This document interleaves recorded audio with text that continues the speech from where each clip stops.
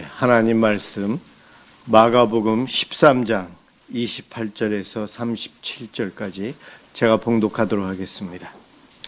무화과 나무의 비유를 배우라. 그 가지가 연하여 지고 잎사귀를 내며 여름이 가까운 줄 아나니 이와 같이 너희가 이런 일이 일어나는 것을 보거든 인자가 가까이 곧 문 앞에 이른 줄 알라. 내가 진실로 너희에게 말하노니 이 세대가 지나가기 전에 이 일이 다 일어나리라. 천지는 없어지겠으나 내 말은 없어지지 아니하리라. 그러나 그 날과 그때는 아무도 모르나니 하늘에 있는 천사들도 아들도 모르고 아버지만 아시느니라. 주의하라.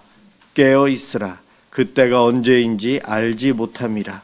가령 사람이 집을 떠나 타국으로 갈 때에 그 종들에게 권한을 주어 각각 사물을 맡기며 문지기에게 깨어 있으라 명함과 같으니 그러므로 깨어 있으라. 집주인이 언제 올지 혹 저물 때일지 밤중일는지 닭울 때일는지 새벽일는지 너희가 알지 못함이라. 그가 호련히 와서 너희가 자는 것을 보지 않도록 하라. 깨어 있으라. 내가 너희에게 하는 이 말은 모든 사람에게 하는 말이니라 하시니라. 아멘.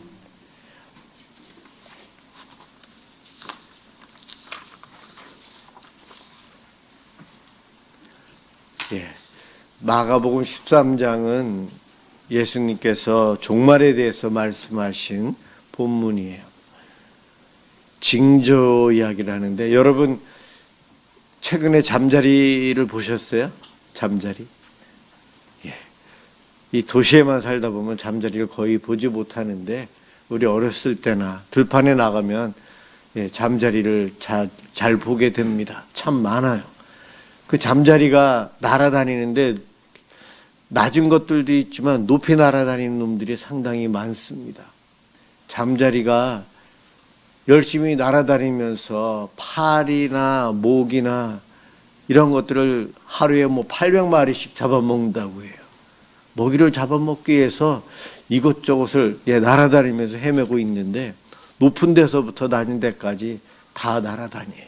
그런데 어느 날 보면은 잠자리가 높이 나는 놈들은 한 마리도 안 보이고 낮게 나는 것들만 보이기 시작합니다. 그러면은 농부들은 비가 오려나 보다 그런 이야기를 해요. 잠자리가 낮게 나를 때는 이유가 있다는 거예요. 잠자리가 800마리의 먹이를 먹기 위해서 많이 있는 곳을 다니는 것이 맞는데 비가 오려고 하면 습도가 높아지니까 이 곤충들이 날개짓하는 것이 힘들어져요. 그래서 낮게 날게 됩니다. 잠자리도 그렇고요. 또 날씨가 흐려지면서 비가 오려고 하면 높은 곳은 바람이 세지기 때문에 높은 곳에서 날아다니는 것도 잠자리도 벅차요. 그래서 밑으로 내려옵니다. 밑으로 내려오면 수많은 먹을 것들이 밑에 다 있다는 거죠. 여러 가지 이유로 잠자리는 비가 올 때쯤 되면 높은 데서 날지 않고 낮게 난다는 거예요. 이것을 관찰했던 늘 살면서 주변에 있는 것들을 보던 농부들은 그 잠자리의 모습을 보고 비가 오겠다 생각합니다. 우리들이 캠핑 가거나 야외 나갔을 때에 잠자리들이 높낮이를 한번 보세요. 날씨 좋은 날은 정말 높은 곳에서 날아다니는 놈들이 참 많다는 거죠. 징조. 이 땅에 살면서 우리들은 눈에 보이지 않는 많은 일들이 일어나고 앞날에 대해서도 알려고 하지만 알지 못하는 것들이 많아요. 미리 알고 대비하면 참 좋을 텐데 그것이 어려워요. 그러나 전문가들은 관찰을 많이 하기에 징조를 알아요. 정확하게 그날 그 시각은 몰라도 점점 다가온다는 것을 알게 되죠. 우리 예수님도 이 마가복음 13장에서 종말에 대해서 이야기하고 있어요. 우리 어린이들이 있는데 이 어린이들이 태어난 날이 있고 예수님이 오시거나 개인적으로 끝나는 날, 이 어린이들에게도 있고 어른들에게도 있어요. 그래서 오늘 본문은 이 땅에 있는 모든 사람들에게 다 말하는 것이다. 마지막 37절에서 이야기하세요. 누구에게만 이야기하는 것이 아니요, 온 인류에게, 창조 이후로 지금까지 이 지구상에서 태어났었던 사람들, 그 모든 사람, 이미 죽어서 무덤에 묻혀 있는 사람들까지도 다 해당된다는 거예요. 시작과 끝이 있다. 창세기를 통해 시작을 알려주신 하나님, 요한계시록을 통해, 그리고 오늘 마가복음 13장을 통해 성경 곳곳에서 끝이 있다, 종말이 있다 이야기하고 있어요. 그러면서 오늘 본문은 깨어 있어야 된다, 마음의 자세를 이야기합니다. 그날을 준비하며 살아야 된다. 여러분, 종말에 대해서 생각하며 살아가고 계십니까? 참 안타깝게도 많은 성도들이 이 땅이 삶이 좋아서 종말을 잊고 살고, 종말은 아직 먼 세상의 일이다라고 생각하면서 종말에 대해서 생각하지 않고 살아가요. 13장 1절 2절에 보면 헤롯 성전에 가서 제자들이 보면서 놀라워합니다. 감탄을 해요. 헤롯이 인기를 얻기 위해서 예루살렘의 그 넓은 땅, 지금보다는 넓지 않지만 그 땅의 6분의 1에 해당되는 성전을 지었어요. 예루살렘 성 안에 그 땅의 전체의 6분의 1이 성전이에요. 성전. 그렇게 크게 지었다는 거예요, 당시에. 저는 안 가봤지만 피라미드에 가면 사람들이 입이 딱 벌어진다. 그 큰 바위를 어떻게 옮겼을까? 헤롯이 지은 성전도 그렇다는 거예요. 바위가 얼마나 큰지 너무 놀라워서 예수님께 제자들이 성전이 너무 멋있고 화려하고 이 어마어마한 바위 좀 보십시오, 예수님. 그러자 예수님께서 딱 보시면서 안타까워하시면서 이 성전에 돌 위에 돌이 더 이상 남지 않고 다 무너지는 끝이 있다 말씀하세요. 성전의 겉모습, 화려함 때문에 거기에 현혹되어서 놀라워하면서 세상에 집중하며 살아가는 이들에게 그 성전의 화려함의 넋을 잃고 살아가지 말고 이 성도 무너지는 그날이 있다. 종말이 있다. 끝이 있다. 그것을 예수님께서 말씀하시면서 쭉 13장에서 종말에 대한 말씀을 하고 계세요. 우리는 참 잘 살고 있어요. 부족하지만 그러나 다른 나라 사람들과 비교할 때에 우리는 넉넉하게 살아가는 것이죠.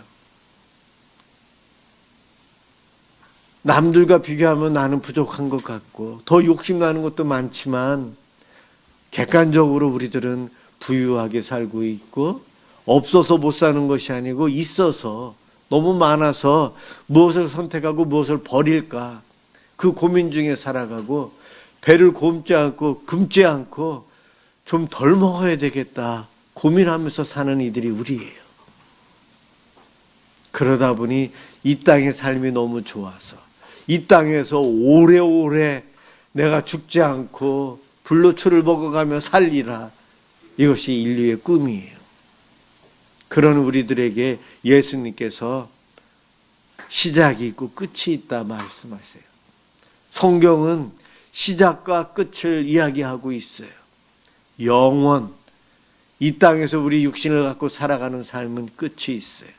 여기서 예외인 사람은 아무도 없다는 거죠. 무화과 나무 비유를 통해서 끝을 이야기하고 있는데 그 끝날이 언제인가? 그날은 예측할 수 없다라고 말씀하세요. 예수님도 모르신대요. 아버지 하나님만 그 종말의 날을 알고 계시다 말씀하십니다. 그날을 모르기 때문에 조심해야 되고 마음의 자세를 잘하고 그날을 위해서 깨어서 살아야 돼. 너희가 문을 지키는 병사처럼 밤새도록 아무도 나쁜 사람이 못 들어오도록 졸지 말고 눈 크게 뜨고 살피고 있어야 되는 문지기처럼 주님 오실 그날까지 살아야 돼. 왜? 그날이 언제인지 모르기 때문이야 말씀하십니다. 우리는 그날을 알고 싶어하고 하나님은 감추세요. 왜 그랬을까요? 그날을 알면은 죄 많은 우리들은 더 게을리 살아요.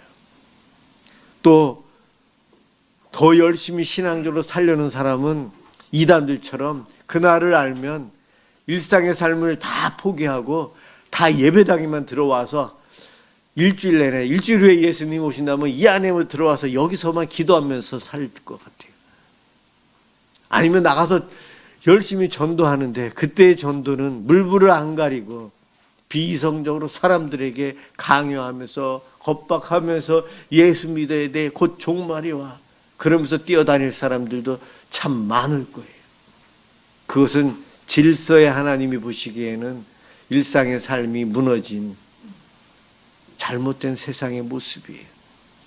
죄 많은 우리가 그날과 그 시간을 알면 우리에게도 해롭고 하나님 뜻과 반대되게 살아갈 것이 뻔하기에 하나님께서는 감추셨어요.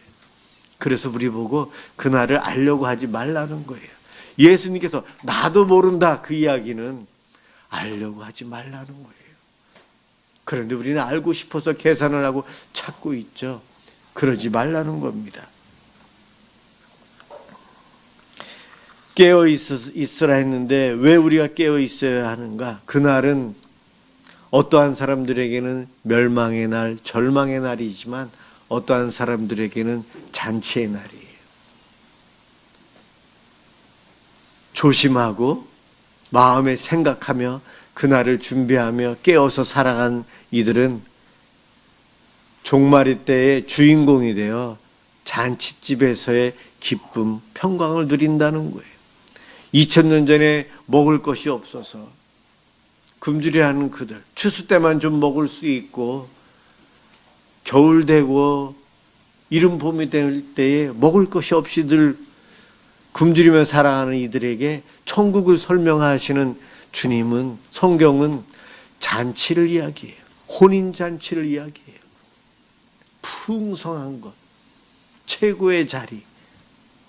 바로 깨어서 준비한 이들은 그 잔치의 주인공이 되어 먹고 마시고 즐기고 행복한 삶을 살 것이다. 그런데 그날을 준비하지 못한 사람은 멸망의 날이다 말씀하십니다. 참 안타깝게도 그날이 있음을 알고 있는 우리들도 그날을 준비하지 못하고 집중하지 못하고 살아가요. 우리 예수님께서 그래서 13장에서 이 한 장 전체를 종말에 대해서 이야기하는데 잠자리를 보고 알 것처럼 너희들이 이 성전을 보고 그랬는데 곧 무너진다 말씀하셨어요. 예, 그 성전 예수님 사후에 무너져요. 이스라엘과 로마의 속국이었잖아요. 근데 이스라엘이 계속해서 로마와 전쟁을 해요. 3번에 걸쳐서. 63년부터 1차 로마하고의 전쟁에서 패해요. 또 속국이 됐는데 또 있다가 또 한 번 로마에 대항해서 또 전쟁을 해요. 2차 전쟁에서도 이스라엘이 또 패합니다. 속국으로 있다가 마지막 3차 전쟁 135년경 그때의 세 번째 전쟁에서 이스라엘이 완전히 멸망당합니다. 로마에 의해서. 돌 위에 돌이 더 이상 남지 않는 이스라엘이 멸망당해요. 예수님 부활하신 날 이후 또는 예루살렘이 이스라엘이 로마에 의해서 완전히 멸망당한 AD 135년 이후에 어느 날 예수님이 오신다고 하신 날은 그 다음부터 시작이 됩니다. 이스라엘이 멸망당한 그 날 이후로 어느 날이든 예수님이 재림하여 오실 수 있는 날이에요. 언젠지는 모른다는 거예요. 오늘일 수도 있고 내일일 수도 있어요. 우리 어린이 여러분들이 어른이 되기 전에 예수님이 오실 수도 있다는 거예요. 언제 올지 몰라요.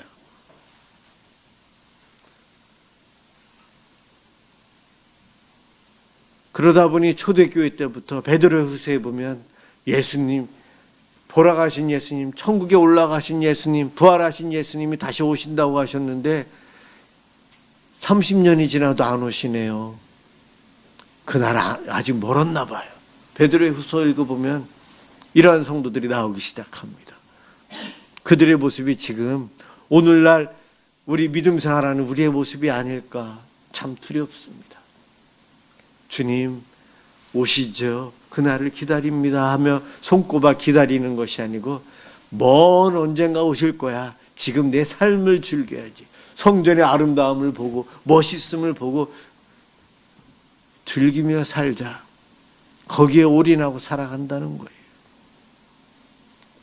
그때가 되는 징조를 첫 번째로 예루살렘의 멸망이었고 그 다음에 나오는 내용들이 보면은 가정에서 분란이 일어나는데 자녀가 부모를 죽음으로 이끌고 부모가 자녀를 죽음으로 이끌어 간대요. 부모와 자식 간의 관계도 파괴되어져 가요. 지진이 일어난다.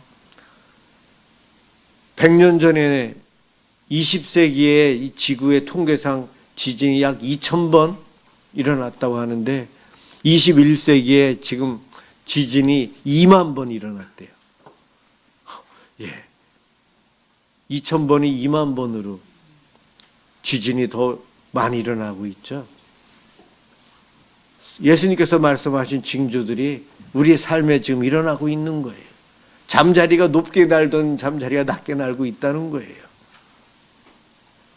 그러면서 두 가지 비유를 예수님이 말씀하세요.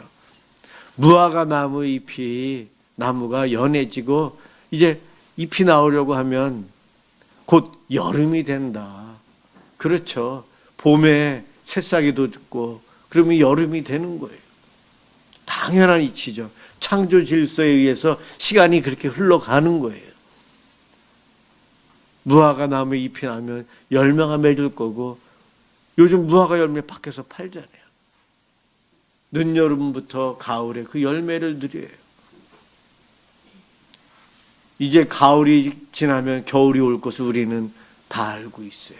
단풍이 많은 열매들이 우리는 추수감사절 예배를 준비해야 되고 이런 것들이 겨울을 알리는 징조인 것처럼 이 땅에서 일어나는 모든 일들이 예수님께서 재림하여 오실 날 예수님께서 말씀하시는 일들이 계속해서 일어나고 있다는 거예요.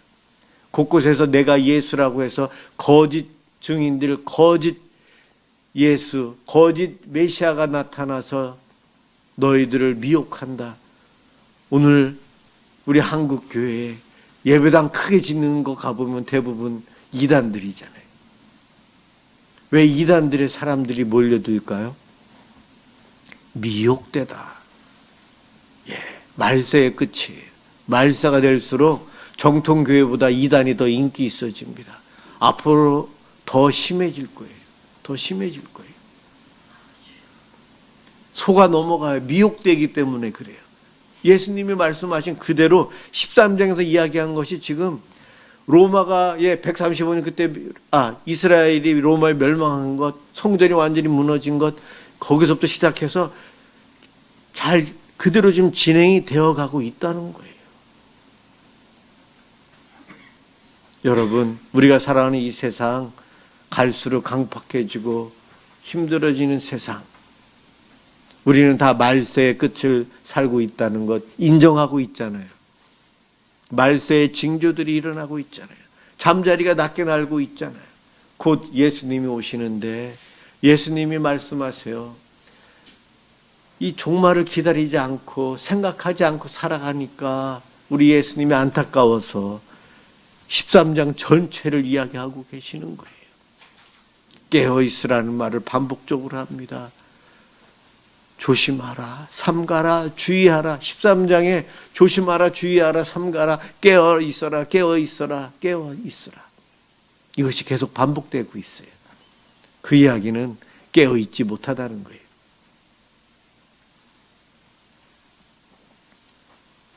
우리 주님 언제 오실지 모르지만 우리가 어떻게 살아야 되는가. 깨어있고 마음의 준비를 하는 사람은 늘 교회당에만 와 있으라는 거 아니에요. 늘 전도만 하라는 것도 아니에요. 그러면 무엇입니까?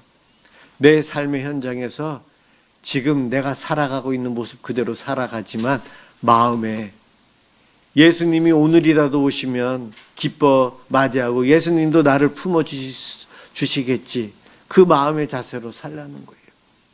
고등학교 때 10시까지 학교에서 자율학습을 하는데 선생님 한 분이 남아서 돌고 돌면서 있다 보니 그 패턴을 알아서 학생들이 선생님 오실 때쯤 되면 공부하는 척해요. 저도 그 중에 하나예요. 선생님 오실 때쯤 공부하죠. 예수님 재림하여 오실 때쯤 열심히 하지 뭐 하면서 평상시에 죄 짓고 마음대로 살아가는 모습. 우리는 그렇게 살아갈 죄인들이기 때문에 그날을 알려주시지 않은 거예요. 그래서 우리는 내일이라도, 아니 오늘이라도 주님 오실 것을 생각하고 주님 오시면 내가 기뻐 달려가야지. 왜냐하면 여러분, 그날은 우리가 상 받을 날이에요. 칭찬받을 날이에요. 왜요? 예수 그리스도를 믿기 때문이에요. 우리는 회개 기도하며 살아가잖아요. 죄를 짓지만. 그날은 축제의 날이고 우리가 기다려야 되는 날이에요. 내 생일만을 기다리나요? 어린이 여러분? 크리스마스가 기다려져요? 예수님이 재림하여 오시는 날은 그 날이 더 기쁜 날이 될 거예요. 그 날을 어린이 여러분들도 기다리면서 살아야 돼요. 각자 내 마음의 자세를 한번 살펴보셨으면 좋겠어요. 스스로 나의 마음 되돌아보십시오. 주님의 재림에 얼마나 무관심하고 있었나.